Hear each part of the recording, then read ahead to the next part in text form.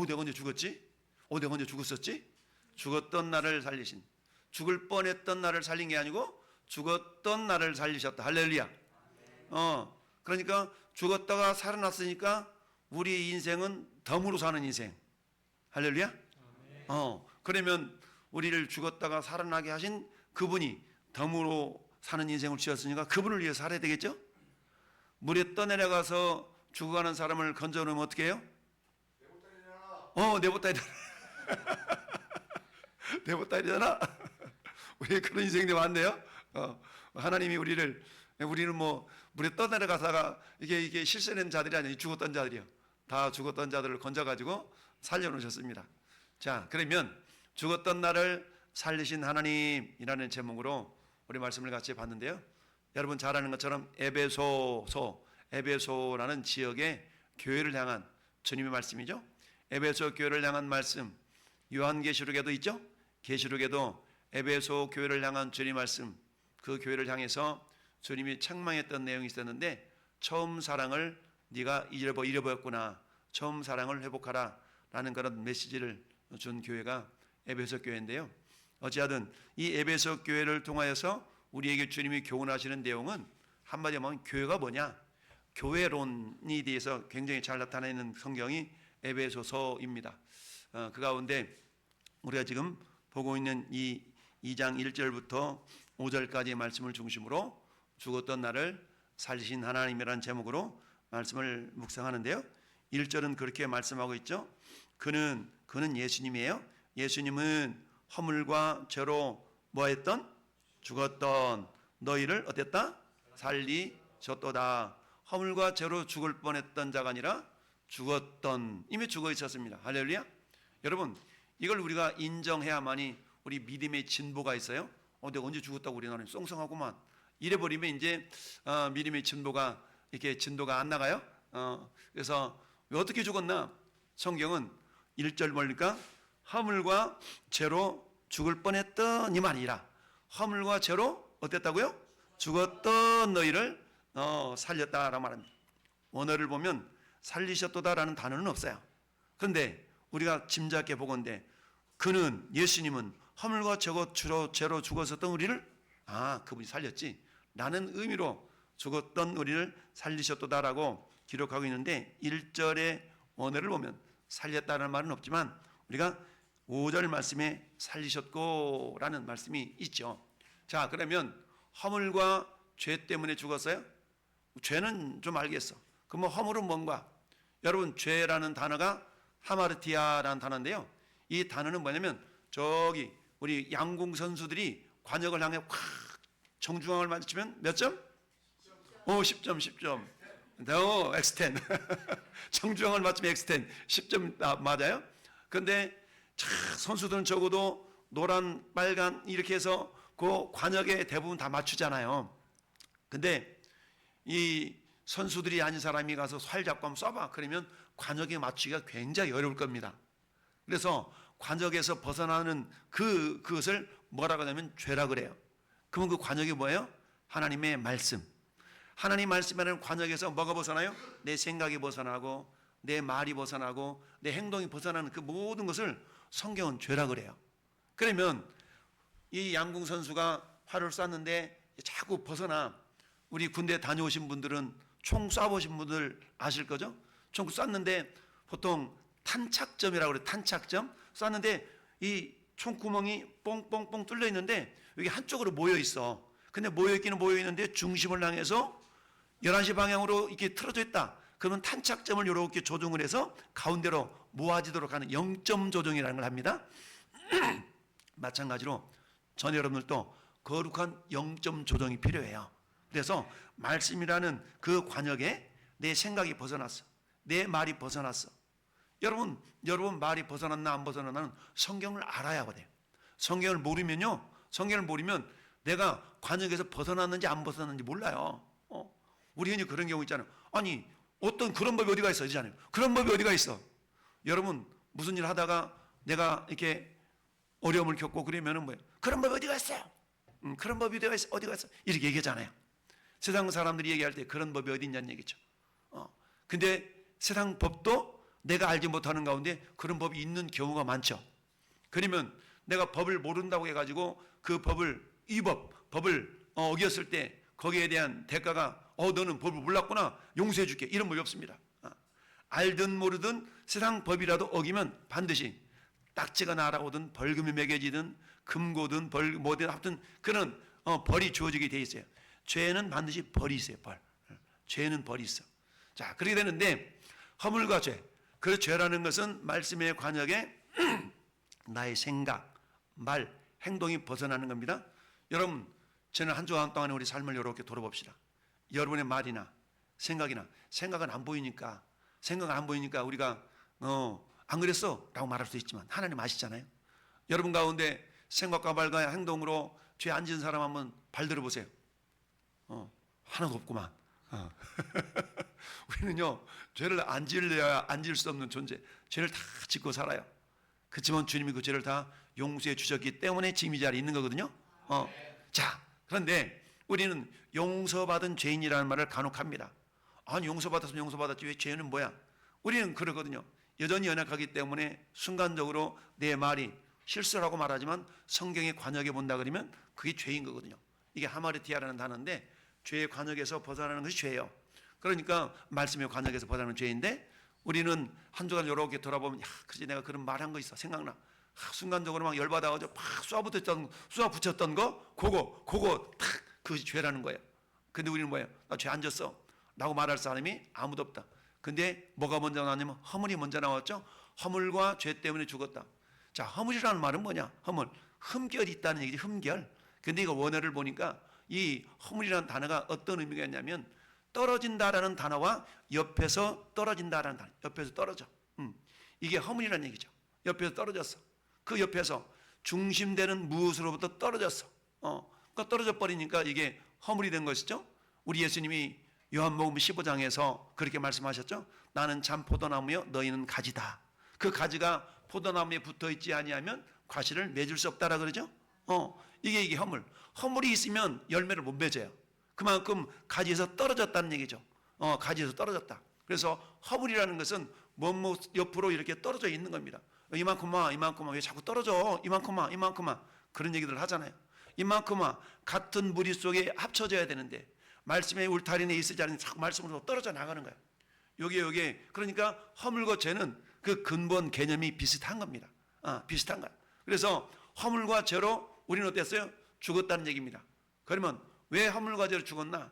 그 근본을 따져 올라가 보니까 에덴 동산에서 하나님이 창세기 2장 17절에 아담과 하와에게 뭐라고 말씀하셨어요? 야, 아담아 하와, 예 하나님, 여기 에덴 동산에 엄청나게 맛있는 것들 많지. 어저께 결혼식장에 우리 이종목 씨도 아드님 결혼식 갔더니 맛있는 거 많으디다. 많이 먹었는데 맛있는 거 많아. 근데 꼭 안 먹어도 될 것들 이거 없어요? 저거 없어요? 이런 사람 있잖아요. 그런 것처럼 우리 하나님이 에덴 동산에서 아담 하와에게 야, 여기 많은 먹을 거 있거든. 네가 맘대로 먹어도 좋아. 근데 특별히 맘대로 먹어도 좋은데 너는 꼭 먹어야 될 게 있어. 그게 생명나무 열매는 꼭 먹어야 돼. 할렐루야. 생명나무는 꼭 먹어야 돼. 그러면서 생명나무 열매도 주시고, 근데 있잖아, 너 꼭 반드시 먹으면 안 되는 게 있어. 뭔데요? 여기 선악을 알게 하는 나무 열매를 먹으면 절대 안 돼. 알았지? 그 먹으면 정말 죽어. 이렇게 주님이 주셨어요. 이게 뭐예요? 창세기 2장 17절에 먹으면 죽는다. 이게 하나님의 관역, 말씀의 관역입니다. 근데 이게 말씀의 관역에서 벗어난다는 얘기는 먹지 말라고 했느냐? 먹어버리면 관역에 벗어나는 것이죠. 근데 마귀가, 저 하늘로부터 쫓겨난 마귀가 어때요? 아담과 하와에게 찾아와서, 먼저 아담에게 쫓아온 것이 아니라 하와에게 쫓아와가지고 뭐라고 욕을 해요? 야, 하나님이 정말로 동산 모든 나무 열매 먹지 말라 그러디? 라고 딱 물어보니까 이 하와가 하나님의 말씀을 아리까리 한 거예요. 아리까리. 그래서 아주까리가 돼가지고 미끄러지는데 아리까리 해가지고 그랬던가 저랬던가. 여러분, 말씀을 어설프게 알면 선무당이 뭐예요? 사람 잡아.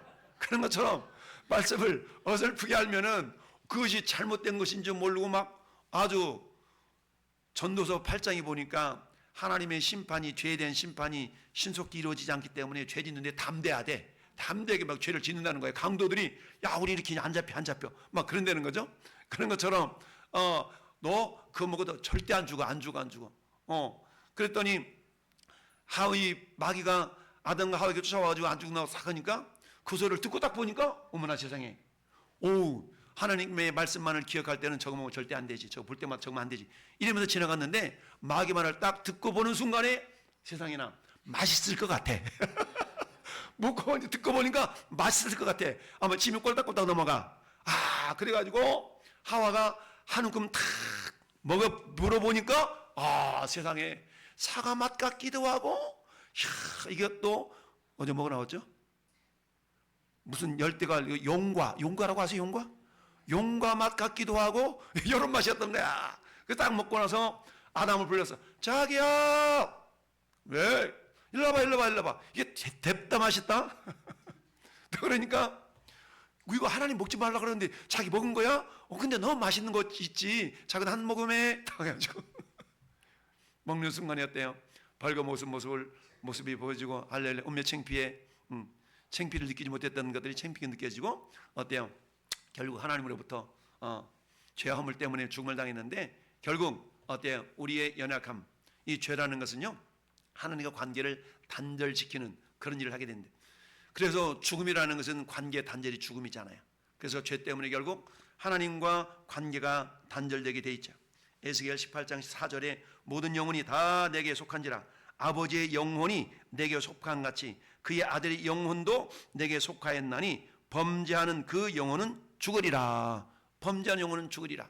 여러분, 죽음이라는 관계 단절이라고 그랬어요. 하나님과 관계가 끊어질 수밖에 없습니다. 로마서 6장 23절에 죄의 삭은 뭐다? 사망이다. 죄의 삭은 사망이야. 맞습니다. 죄를 심었더니 당장에 안 죽어. 그런다고 해서 안 죽는 게 아니야. 싹이 나야 되잖아요. 죄라는 씨앗을 딱 심으면 어떤 씨앗은 이틀 만에 날 수도 있고, 어떤 씨앗은 열흘 만에 날 수도 있고, 어떤 씨앗은 2달 만에 날 수도 있고, 다 달라. 근데 어때요? 죄는 반드시 싹이 나게 돼 있는데, 싹이 나서 열매를 맺는데 그 열매가 뭐라고요? 사망, 죽음이라는 얘기입니다. 그 죽음은 하나님과 관계 단절이에요. 관계 단절.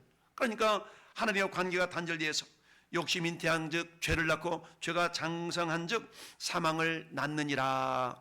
죄는 왜 짓는다고? 욕심 때문에. 먹어보고 싶은 욕심이 생기는 겁니다. 그래서 욕심을 우리가 적절하게 절제하지 못하면 반드시 우리는 죄를 짓게 되어지는데, 마귀는 그것을 교묘하게 우리에게 부추기는 겁니다. 교묘하게 부추겨. 그러다 보니까 결국 어때요? 에덴 동산에 생명나무가 풍성하게 있어서 생명나무를 먹기만 하면 영원히 사는 영생하는 자가 되었는데, 하나님과의 관계가 탁 끊어질 순간 생명나무 열매를 먹지 못하니까 사망이 저절로 찾아오는 겁니다. 내가 죽을래 해서 죽어가는 게 아니라 먹지 못하니까 죽는 겁니다. 내가 죽고 싶어 죽는 게 아니라 먹을 것이 없으면 자연적으로 죽게 돼 있어요. 여러분, 1990년대 저 북한에 정말 엄청나게 많은 사람들이 굶어 죽었던 이야기가 있지 않습니까? 먹을 것이 없으니까 어쩔 수 없이 죽는 그런 모습. 마찬가지로 우리가 물리적인 음식이 없어서 굶어 죽을 수도 있지만 영적인 것도 마찬가지. 영적인 하나님의 말씀을 공급받지 못하면 우리가 죽을 수밖에 없다는 얘기입니다. 그래서 결국 어떻게 됐어요? 하나님께서 죄의 삭은 사망이기 때문에 사망의 자리로 이렇게 밀려나게 됐는데, 이게 생명의 자리에서 쫓겨나는 일이 발생하게 되었더라. 여러분, 에덴 동산에서 추방을 하시고 하나님께서는 두루도는 불칼로 그 에덴 동산을 다 입구를 막잖아요. 들어오지 못하도록. 그렇게 해서 결국 어때요? 하나님과 관계가 끊어지고 말았다라는 사실. 여러분, 요한계시록 22장 15절에도 이렇게 말씀합니다. 개들과 점술가들과 음행하는 자들과 살인자들과 우상숭배자들과 및 거짓말을 좋아하며 지어내는 자는 다 성 밖에 있으리라. 성 밖에 있다는 얘기는요, 영생을 얻지 못할 자, 천국에 들어가지 못할 자라는 말의 비유적인 표현입니다. 여러분, 욥기서 18장 18절에도 이렇게 고백합니다. 그는 광명으로부터, 그는 악인을 말하거든요. 악인은 광명으로부터 흑암으로 쫓겨 들어가며 세상에서 쫓겨날 것이다 라고 말씀하고 있습니다. 여러분, 백부장의 믿음, 주여 말씀으로만 없어서 그러면 종의 하인이 낫겠나이다. 야, 내가 이스라엘 중에 많은 믿음을 보지 못하였노라. 주님이 마태복음 8장에서 말씀하셨어요. 그랬던 예수님의 놀란 기적을 보고 바리새인과 유대인들이 수덕수덕거립니다. 그때 주님이 하셨던 말씀이 있습니다. 나라의 본 자손들은 바깥 어두운 데에 쫓겨나 거기서 울며 이를 갈게 되리라. 예수님을 믿지 않았던 바리새인 유대인들, 서기관들은 결국 바깥 어두운 데로 쫓겨난다. 구원받지 못했다는 얘기예요. 생명의 자리에서 추방을 당했다는 얘기입니다. 여러분, 생명이 사라지니까, 끊어지니까 결국 어때요? 영생을 빼앗깁니다. 여러분, 생명이 지속적으로 공급돼야만이 영생이 이르는 거거든요. 영생이라는 것은요, 우리가 죽어서만 가는 게 아닙니다. 영생이라는 것은요, 지금 이곳에서 내 생명이 살아있어야 영원한 생명까지 연결이 되는 겁니다. 할렐루야. 예. 우리 평택 시민들이 먹는 물이 어디 물이라고요? 진인천에서 먹어요? 아무튼 먹어요. 소문이 듣기로는 팔당댐 물을 먹는데야, 우리가. 팔당댐 물을 먹어. 그러면 여러분, 우리가 팔당댐 물을 먹기 전에 저기 주방에 있는 수도꼭지를 탁 틀면 물이 나오잖아요? 근데 그 물이 어디까지 연결되어 있어야 돼요? 팔당댐까지 연결되어 있어야만이 우리가 그 물을 먹는 거 아니겠습니까? 만약에 저 수도꼭지를 순금 24K로 만들어 놨어. 근데 저 수도꼭지가 화장실로 연결되어 있어 봐. 그곳에 뭐가 나와요? 똥물이 나오겠죠. 그렇지만 저 수도꼭지가 플라스틱으로 만들어졌다 할지라도 저 양평, 용평, 아무튼 청평이죠. 그 연결되어 있으면 우리는 그 물을 먹는 거 아니겠습니까? 할렐루야. 저는 여러분들이 수도꼭지. 나의 수도꼭지가 비록 연약한 것으로 만들어졌다 할지라도 우리는 예수 그리스도라는 그 생명샘에 다 연결이 되어 있으면 우리는 어때요? 살아나는 겁니다. 할렐루야. 영생을 빼앗기고 말았습니다. 여러분, 요한복음 3장 36절에 주님이 그렇게 말씀하시죠? 아들을 믿는 자에게는 영생이 있고 아들에게 순종하지 않은 자는 영생을 보지 못하고 도리어 하나님의 진노가 그 위에 머물렀다. 여러분, 이와 같이 우리는 생명의 자리에서 쫓겨나서 하나님을 모르는 상태로 태어났어요. 하나님을 알지도 못했어. 저도 한때 그랬던 적이 있거든요. 누가 전도하면 너나 잘 믿어, 너나 잘 믿어, 이랬던 적이 있었어요. 왜? 저는 대학교 1학년 때 예수님을 믿었거든요. 그러면 그런 어슴푸레한 기억이 있어. 누가 전도지 주면 전도지 빡빡 찢고 막 이랬던 기억도 있어. 회개 많이 했지만, 야, 나중에 믿고 보니까, 나중에 목사가 돼서 전도하다 보니까 그런 사람들의 심령을 이해하겠더라고.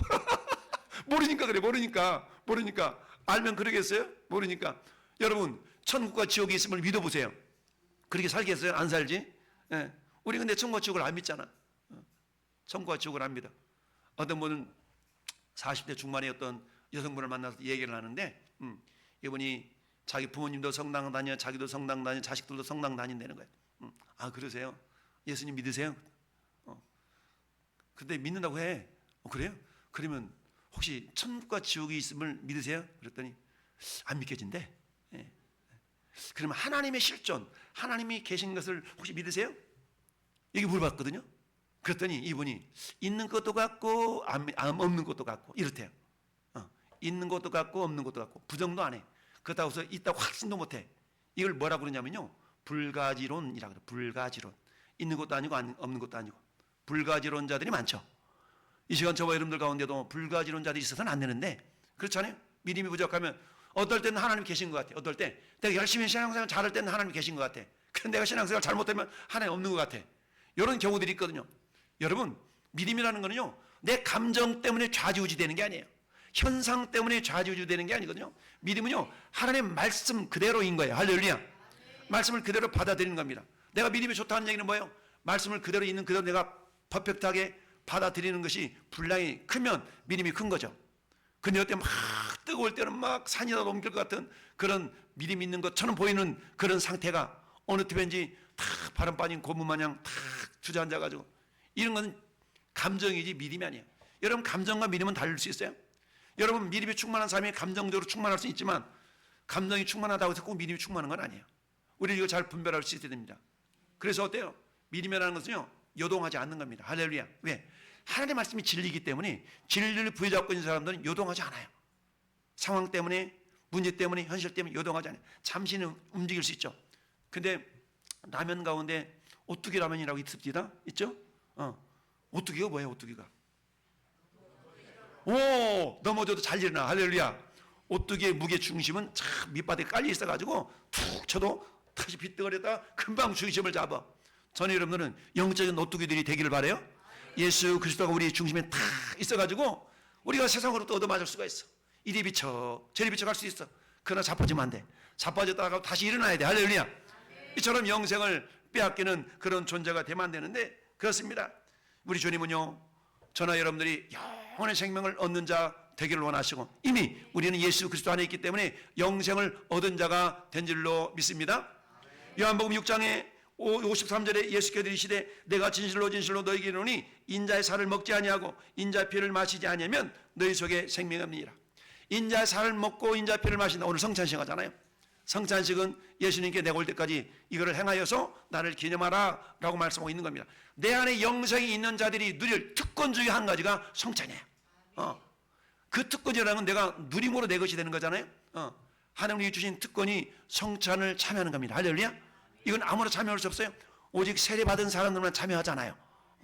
그렇기 때문에 이 성찬이 있는 날은 열일 제껴놓고 성찬을 참여하는 겁니다.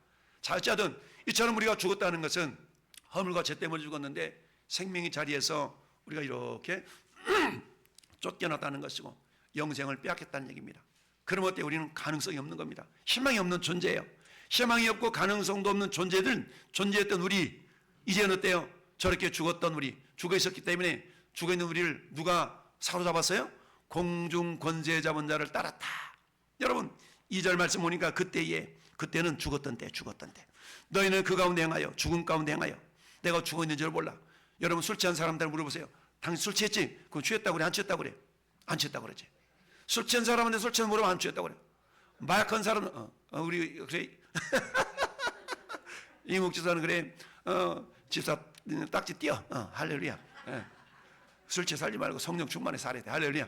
자, 그렇습니다. 그래서 공중권세 잡은 자는 우리가 마귀 사탄이라고 하잖아요. 여러분 계시록 12장 9절 말씀 보니까 용, 옛뱀, 마귀, 사탄 네 가지 용어를 가지고 온 천하를 꿰는 자가 우리 마귀 사탄이잖아요. 우리 지난주 금요일 날 마귀 사탄에 대해서 우리가 공부했습니다. 배웠습니다. 여러분 마귀라는 단어는 디아블로스라는 단어인데 이 말은 어떤 자면 대적자라는 뜻이다. 대적자. 대적한다는 겁니다. 뭐에 대해 대적하는 겁니까? 말씀을 대적하는 거예요. 말씀을 대적해. 말씀이 대적이 되니까 순종이 돼요? 안 돼요? 순종이 안 돼요. 말씀을 대적하니까 두 번째 순종이 안 되고 불순종의 삶을 살게 돼요. 그러면 내가 불순종하고 있다는 얘기는 나는 모르지만 그 사람은 어때요? 이미 마귀의 영향을 받고 있다는 얘기입니다. 무슨 소리 되고 마귀 영향을 왜 받아? 난 성경도 있고 그러는데 아니 성경을 읽을지언정 그 사람이 불순종하고 있다면 불순종의 아들들 가운데 역사하는 영이라. 할렐루야. 여러분 보세요. 지금 불순종의 아들들 가운데 역사하는 영. 이게 누구라고요? 사탄이요. 이게 마귀요. 할렐루야. 그러니까 마귀라는 용어는 뭔가를 대적하는 그런 의미를 강조할 때 마귀라고 쓰는 겁니다. 사탄이라는 의미는요. 사탄은 참소자라는 의미가 참소한다. 참소한 자. 참소한다는 얘기는 이런 거예요. 아휴, 내가 집사나 돼가지고 이래가지고 내가 예수 믿는다고. 왜? 자기가 뭐 죄를 지었고 뭐 신앙생활 제대로 잘못하면 사단이 참소를 하는 거야. 너 그래가지고 집사할래? 야, 너 그래가지고 목사야? 너 그래가지고 장로야? 사탄은 자꾸 우리 양심의 가책을 불러일으키는 자가 사탄이거든요. 이 사탄이라는 개념 자체는 참소하는 자라는 의미가 있어. 그리고 마귀라는 용어는 대적하는 그런 개념이 강해요. 그러니까 마귀나 사탄이나 하나님께 대적하고 우리를 대적해서 우리가 뭐 하도록? 하나님 말씀에 대적하도록 자꾸 유혹을 하는 겁니다. 에덴 동산에서 아담과 하와에게 야, 너 그러면 안 죽어. 하나님 죽는다고 그랬거든요. 근데 안 죽는다는 얘기는 뭐예요? 하나님의 말씀을 대적하도록 만들잖아요. 대적하도록 만드니까 뭐가 나타나는 거예요? 불순종이 나타나는 거예요. 하나님 뭐라고 말씀하셨어요? 세상 풍조 따라가지 마라. 세상 풍조 따라가지 마라. 세상 풍조, 이생의 자랑, 안목의 정욕, 육신의 정욕, 이생의 자랑. 요건데 따라가면 안 돼. 근데 우리 자꾸 따라가고 싶어. 그건 뭐예요? 내가 마귀의 영향받고 있다는 거예요. 왜? 마귀는 하나님을 대적하도록 역사하는 영이, 역사하는 영. 오늘 그렇게 말씀하고 있잖아요. 불순종의 아들 가운데 역사하는 영이다. 우리도 전에는 다 그 가운데서 행하여 욕심을 따라 지니며 육체와 마음이 원하는 것을 하여 다른 이들과 같이 본질상 진노의 자녀들이었어요. 왜? 내 마음대로 살아. 내 마음대로. 내 마음이야. 내 마음이야. 우리 자녀들 기르다 보면 그러잖아요. 내 마음이야. 내 마음이야. 그치. 마음은 자기 것이지만 그 마음대로 살면은 진노가 임할 수가 있는 거죠. 하나님 우리에게 마음을 주셨는데 마음은 따르세요. 마음은 생각 주머니. 네.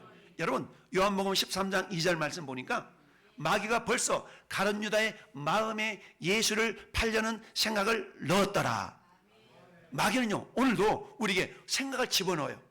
어떤 생각? 안 돼. 못할 것 같은데, 아, 가나안 땅에 어떻게 들어가? 막 이따만 인간들이 뜨고 막 못 들어가. 부정적인 생각, 안 된다는 생각, 원망하는 생각, 불평하는 생각, 비판하는 생각, 자꾸 부정적인 걸 집어넣어줘요. 생각을 집어넣어. 어디에다가? 마음에다. 그 성경 그래서 말씀하시잖아요. 모든 지켜야 하는 것 중에 뭘 지켜라? 네 마음을 지켜라. 왜? 생명의 근원이 거기에서 나오기 때문이다. 여러분, 마귀는요, 우리로 하여금 불순종하게 만들어요. 불순종은 말씀에 대한 대적의 행위거든요. 이게 마귀 역사라는 얘기입니다. 내가 말씀에 불순종하고 있다면 나는 이해하지 못할지라도, 나는 깨닫지 못할지라도 그를 이미 마귀가 역사하고 있다는 얘기입니다. 여러분, 공중의 권세 잡은 자라고 그랬어요. 자, 공중이라는 개념을 볼까요? 공중이라는 개념, 우리가 공간적으로 공중, 그러면 이 부분, 히브리인들에게는요, 이 하늘의 개념이 1층, 2층, 3층, 1층천, 2층천, 3층천 그러잖아요. 사도 바울도 어디 갔다 왔다고 그랬어요? 3층천에 갔다 왔다고 그랬죠. 1층천은 새들이 날아다니는 공간을 1층천이라고 그래. 1층 하늘. 2층 하늘은 뭐냐? 해와 별과 이런 것들이 있는 2층, 이걸 갖다가 2층천이라고 그래. 3층천은 하나님과 천사들이 하나님이 왕래하는 그곳을 3층천이라고 그래. 히브리인들의 사고가 그래요. 그러면 공중 권세 잡았다는 얘기는 저 하나님이 역사하는 그 생명의 공간으로부터 추방을 당해서 지금 별들이 거주하고 있는 2층천에 있는 그곳에서 지금 마귀 사탄이 있다라고 그들 생각 속에는 그러고 있어. 근데 그것만을 의미하는 것이 아니라 영적인 개념으로 보면 하늘, 공중이라는 개념은 하나님을 떠난 인간들의 의식 세계를 공중이라고 말해요. 그러면 자, 공중의 권세를 잡았다는 얘기는 뭐겠어요? 하나님을 떠난, 즉 말씀에 불순종하고 말씀대로 살지 않냐고 내 생각, 내가 주인 되어서 살고 있는 그런 사람들의 생각을 누가 다스리고 있다고요? 마귀가 다스리고 있다는 겁니다. 우리가 교회를 다녀도 예수를 믿어도 내 생각을 주님께 온전히 복종시키지 않는다면 우리는 어떤 일이 발생할 수가 있냐면 마귀가 공중권세 잡은 자가 내 마음을, 내 생각을 사로잡을 수가 있다는 거예요. 그러니까 어때요? 이것은 뭡니까? 죄화물로 죽었던 우리, 죽어있는 상태, 물론 예수님 우리를 살려냈지만 살려냈음에도 불구하고 마귀는 끊임없이 우리를 계속 왔다리 갔다리 해봅니다. 여러분, 마태복음 12장 43절, 44절, 45절 보면 여러분, 귀신이 사람에게서 나갔을 때에 물 없는 곳으로 쉬기를 구하며 다녔어. 근데 보니까 물 없는 곳이 없네? 그랬더니 그때 내가 나왔던 데 한번 가볼까? 라고 와봤어요. 귀신은요, 사람 속에 들락날락해요. 근데 어떤 사람에서 떠나가느냐? 말씀이 채워지면 귀신은 떠나갑니다. 할렐루야. 말씀이 없으면 와봐서 말씀이 없네? 예수 믿기는 믿는데 말씀이 없구만 저 양반? 그곳에 귀신이 역사합니다. 할렐루야. 그러니까 저는 여러분들한테 쉼없이 말씀으로 채워야 될 줄로 믿습니다. 그래서 어때요? 들어가도 나가도 복을 받기 위해서는 하나님의 샤마 말씀을 듣고 채우고, 그래서 계시록 1장 3절의 말씀에 하나님의 말씀을 읽는 자와 듣는 자와 그 가운데 기록된 걸 지키는 자들이 복이 있다라고 말씀하고 있습니다. 할렐루야. 그래서 복이 있는 자는 어때요? 여호와의 율법을 주야로 뭐하는 자예요? 묵상하는 자로다. 말씀을 쳐야 됩니다. 이처럼 공중권세 잡았다는 얘기는 저 하늘인가? 그런 차원이 아니라 믿지 않아야 하는 자들의, 믿음 없는 자들의 생각을 지금도 마귀 사탄이 붙잡고 있다라는 개념으로 이해를 하면 됩니다. 할렐루야. 그러다 보니까 어때요? 마귀는 하나님의 뜻보다 네 생각들, 네가 옳잖아, 네 인생 네 거지 왜 그래? 자꾸 우리에게 뭐예요? 미혹하는 자. 여러분, 고린도후서 4장 4절 보니까 세상 신이 믿지 아니하는 자들의 마음을 혼미케 해서 그리스도의 영광의 복음의 광채가 비치지 못하게 하미니 그리스도는 하나님의 형상이니라. 마귀는 뭐 어떻다고요? 우리 생각을 막 혼미케 헷갈리게 만든다는 얘기입니다. 그러니까 어떻게? 말씀대로 향하기보다는 불순종의 삶을 선택하는 경우가 굉장히 많다라는 사실입니다. 여러분, 에베소서 5장 말씀 보니까 누구든지 헛된 말로 너희를 속이지 못하게 하라. 이로 말미암아 하나님의 진노가 불순종의 아들들 가운데 임하나니 너희를 속이지 못하게 하래. 우리는 마귀 사탄에게 속임당하는 그런 존재가 되어서는 안 되는데, 그러다 보니까 어때? 결국은 진노의 자녀로 전락할 수밖에 없다. 세상 풍조를 따라가 맨날 불순종해. 그러면 그 결국이 뭐예요? 하나님이 진노가 임하는 자녀가 될 수밖에 없다는 얘기입니다. 여러분, 출애굽기 15장 7절에 모세를 통해 하나님이 이렇게 말씀하셨어요. 주께서 주의 큰 위엄으로 주를 거스르는 자를 엎으시나이다. 주께서 진노를 바라시니 그 진노가 그들을 지푸라기 같이 사르나이다라고 말씀하고 있어요.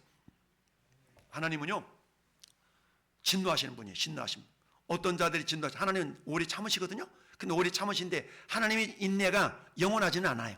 하나님의 인내에는 한계가 있다. 하나님의 인내는 한계가 있어요. 그 한계는 어때요? 사람마다 다르죠. 하나님의 인내는 사람마다 달라.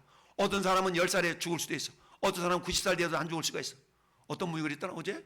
어떤 분이 누가 이 가운데 말씀하셨던가? 어떤 분이 103살, 104살 누가 그랬더라? 104살 사셨다고. 104살을 사시고 있대요. 그렇게 오래까지 사신 분 계시더라고. 야, 그런 분 계시는데, 자, 그분한테는 어때요? 104살 때까지 예수님을 안 믿는다면 그 사람에게 진노의 기간은 어때요? 104살 지난 다음이겠죠? 104살까지 하나님 기다려 주시는 거예요. 근데 105살 때까지는 하나님이 기다리시지 않는 것이죠. 즉 무슨 말이냐? 내가 살아있는 날들이 하나님이 기다리시는 기간이에요. 할렐루야. 그렇지만 우리는 항상 어때? 내 인생이 내일 어떻게 될지를 몰라. 그래서 보라 지금은 은혜 받을 만한 때요. 보라 지금은 구원의 날이로다. 따라서 보라 지금은 은혜 받을 만한 때요. 보라 지금은 구원의 날이로다. 우리가 구원을 미뤄서는 안 돼. 우리가 전도하는 가운데 다음에 갈게. 어제 우리 김재 그 이름 뭐죠? 채연 씨 한번 놀러 갈게. 놀러 오지 말고 믿으러 와야지. 놀러 오면 어떡해. 할렐루야. 그렇습니다. 알지 못해서 그렇죠. 안다 그러면 그게 안 될 텐데. 여러분들이 기도 많이 하시고. 그래서 공중의 권세자면 잘 우리가 저런 삶을 살았었어요. 지금도 저렇게 살 수가 있어. 그러면 그 끝은 진노일 수밖에 없기 때문에 우리는 저곳으로부터 어떻게 돌이켜 나올 수가 있어야 된다는 얘기입니다. 여러분 골로새서 3장 5절도 그렇게 말씀합니다. 그러므로 땅에 있는 지체를 죽이라. 음란과 부정과 사욕과 강한 악한 정욕과 탐심이니 탐심은 우상 숭배니라. 이것들로 말미암아 하나님의 진노가 임하느니라. 아멘. 할렐루야. 여러분 죄함으로 죽었더니 그의 심령을 그의 생각을 누가 사로잡아요? 사탄이 딱 사로잡아. 사탄이 딱 사로잡으니까 어떤 삶을 살아요? 세상 풍조 쫓아가. 예수님을 믿어도 안 믿는 사람도 똑같아. 세상 사람 하는 거 다 쫓아가려고 그래. 여러분 예수 믿으면요 세상 사람도 하는 거 다 흉내 못 내요. 맵새가 황새 따라가다 뭐 한다고요? 가랑이 찢어진대. 그러니까 그러려니 하고 사는 거예요. 그러려니 하고 흉내내지 말고 그냥 그 사람 그러려니 하고 나는 너희들이 알지 못하는 은혜가 있다. 나는 너희들이 알지 못하는 복이 있다라고 하면서 주님의 은혜로 만족할 수 있기를 바랍니다. 할렐루야. 이 불순종의 삶을 살아가는 그런 가운데 있는데 이런 삶이 지속되다 보면 어떤 일이 발생한다고요? 진노가 임하게 된다. 진노의 결국은 어떻게 됩니까? 결국 멸망이 따르게 된다라는 사실입니다. 여러분 이처럼 저나 여러분들이 생명책에 기록된 자들인데 그러나 죽임을 당한 어린 양의 생명책의 창세 이후로 이름이 기록되지 못하고 이 땅에 있는 자들은 다 짐승에게 경배하리라. 짐승에게 경배한다는 얘기는 마귀 사탄이 다 종들이 된다는 얘기입니다. 그러나 저희 여러분들은 마귀의 종들이 아니라 우리 하나님의 종 예수님의 종들이 된 줄로 믿습니다. 진노의 자녀들. 그런데 하나님 어때? 우리를 사랑하시기 때문에 저런 우리들을 어떻게 구원해 내신 줄 믿습니다. 여러분 우리를 구원해 주셨는데 하나님이 살리셨습니다. 그렇습니다. 하나님 살리셨어. 죄함으로 죽었던 나를 살려주셨어. 여러분 죄함으로 죽어서 하나님을 알지 못하고 하나님과 상관없이 살았던 우리를 하나님께서는 이제 네가 나를 좀 기억하며 살지 않겠니? 네가 나를 섬기며 살지 않겠니? 왜? 내가 가는 길이 생명길이란다 라고 보여주고 있는 줄 믿습니다. 하나님 어떻게 우리를 살리셨는가? 오늘 세 가지로 말씀하고 있습니다. 여러분 4절 말씀 보니까 긍휼이 풍성하신 하나님이 누가요? 긍휼이 풍성한 하나님이 우리를 사랑하신 그 사랑을 인하여 허물로 죽은 우리를 그리스도와 함께 살리셨고 너희는 은혜로 구원을 받은 것이라. 여러분 하나님의 역사하심을 세 가지로 표현하고 있어요. 하나님은 어떤 하나님이냐? 첫째, 긍휼이 많으신 하나님이다. 할렐루야. 긍휼이 풍성한 하나님. 여러분 긍휼이라는 단어는 자비라는 단어와 이게 바꿀 수가 있어요. 긍휼과 자비는 이 같이 가요. 여러분 자비, 긍휼, 영어로 말하면 mercy잖아요. mercy, M-E-R-C가 mercy. 하나님께서 mercy, 이 자비 같은 단어인데 이 단어는 어떻습니까? 우리를 구원하실 만한 그런 이유와 근거가 된다는 얘기죠. 우리를 구원하신 이유가 주님의 긍휼하심 때문에, 주님의 긍휼하심 때문에. 여러분 이사야 30장 18절이 이렇게 말씀하고 있어요. 여호와께서 기다리시나니 이는 너희에게 은혜를 베풀려 하시며 일어나시리니 이는 너희를 긍휼히 여기려 하심이라. 대저 여호와는 정의 하나님이시라. 그를 기다리는 자마다 복이 있도다. 할렐루야. 여러분, 하나님이 일어나셔서 우리에게 긍휼을 베풀려 하고 있습니다. 우리를 구원하신 이유가 주님의 긍휼하심 때문이에요. 시편 기자는 이렇게 말씀합니다. 여호와는 긍휼이 많으시고 은혜로우시고 노하기를 더디하시고 인자하심이 풍부하시도다. 할렐루야.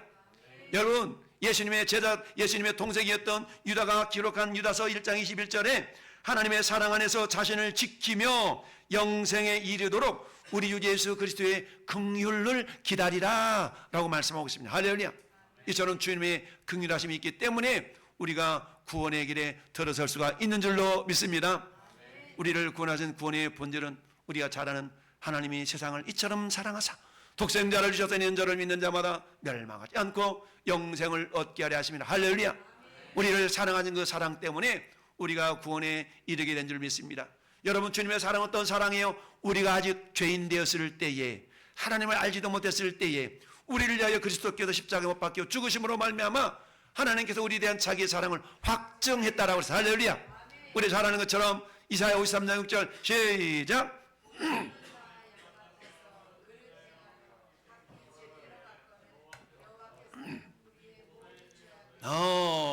외우는 사람 열심히 외우고 할렐루야. 못 외우는 사람은 응얼응얼 거리는 거예요. 그렇습니다. 우리 하나님께서는 우리를 사랑하셨기 때문에, 구원의 본질은 사랑 때문에, 사랑 때문에 우리가 구원받은 겁니다. 할렐루야. 우리가 하나님을 먼저 사랑한 것이 아니라 하나님 우리를 먼저 사랑하셨잖아요. 여러분, 구원의 성격이라고 표현하셨지만 이것은 하나님의 은혜라는 얘기.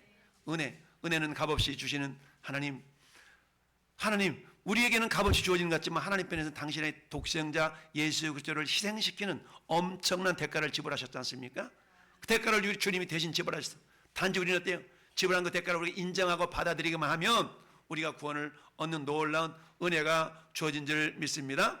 여러분, 창세기 6장 8절에 노아는 당세에 완전한 자예요. 하나님의 은혜를 입은 자라고 그랬어요. 할렐루야. 전 여러분 가운데도 하나님 은혜가 임하기를 바랍니다. 그 은혜는요, 찾는 자에게, 그 은혜를 위하여 삼하며 나가는 자에게 더욱더 큰 은혜가 부어주시는 줄 믿습니다. 히브리서 4장 16절 말씀에 주님이 그렇게 말씀하고 있습니다. 그러므로 우리는 긍휼하심을 받고 때를 따라 돕는 은혜를 얻게 하여 은혜 보좌 앞에 담대히 나가자 라고 말씀하고 있습니다. 여러분, 우리는 흔들리지 않는 나라, 영원한 천국, 영생 없는 천국을 선물로 받은 자들입니다. 그러니까 그때 더욱더 은혜를 받아서 하나님을 섬기기에 부족함이 없는 자들이 되어야 될 줄로 믿습니다. 하나님 우리를 살리셨어요. 왜 살리셨느냐? 결국 살리신 까닭을 7절 같이 읽어보자. 7절 성경책 펴시고 7절 시작. 우리에게 자비하심으로써 그 은혜의 즉기 풍성함을 오는 여러 세대에게 나타내려 하심이니라. 아멘. 3장 9절도 3장 9절 8절 9절 시작. 모든 성도 중에 지극히 작은 자보다 더 작은 나에게 이 은혜를 주신 것은 측량할 수 없는 그리스도의 풍성함을 이방인에게 전하게 하시고 영원부터 만물을 창조하신 하나님 속에 감춰졌던 비밀의 경륜이 어떠함을 드러내게 하려 하심이니라. 아멘. 할렐루야. 하나님 우리를 살리셨어요. 뭐 때문에 살리셨다고요? 우리를 살리신 목적, 우리를 구원한 이유와 본질과 성격이 저러하다면 우리를 구원하신 목적은 읽어본 7절과 3장 8절 9절 예수 그리스도의 우리를 구원한 그 은혜를 전하라고, 은혜를 자랑하라고 우리를 구원해 주신 줄 믿습니다. 여러분, 오늘 성찬 예식을 통하여서 우리 주님이 흘리신 피와 찢기신 살을 통하여 우리는 구원을 받았습니다. 이 구원은 하나님 편에서 보면 엄청난 대가를 지불한 거예요. 우리는 은혜라고 표현할 수 있지만 따라서 은혜는 공짜가 아니라 거룩한 빚. 따라서 은혜는 공짜가 아니라 거룩한 빚이다. 이 빚 아니고 데프트. 빚 갚아야 된다는 그 빚이라는 얘기입니다. 할렐루야. 빚은 갚아야 돼요. 갚아야 돼요. 그러니까 은혜는, 여러분, 은혜는 공짜가 아니야. 우리는 갚는 거예요. 그렇다고 다 갚을 수는 없지만 갚으려는 마음가짐을 가지고 살아가는 것을 신앙 양심이라고 그래요. 저희 여러분 신앙 양심이 무뎌지지 않기를 예수님의 이름으로 축원합니다. 오늘 결론을 같이 읽어봅시다. 시작. 허물과 죄로 죽어서 진노의 자녀였던 우리를 하나님의 긍휼과 사랑과 은혜로 구원하셔서 그 은혜의 지극히 크심을 나타내는 하나님의 자녀 삼으셨습니다. 아멘. 할렐루야.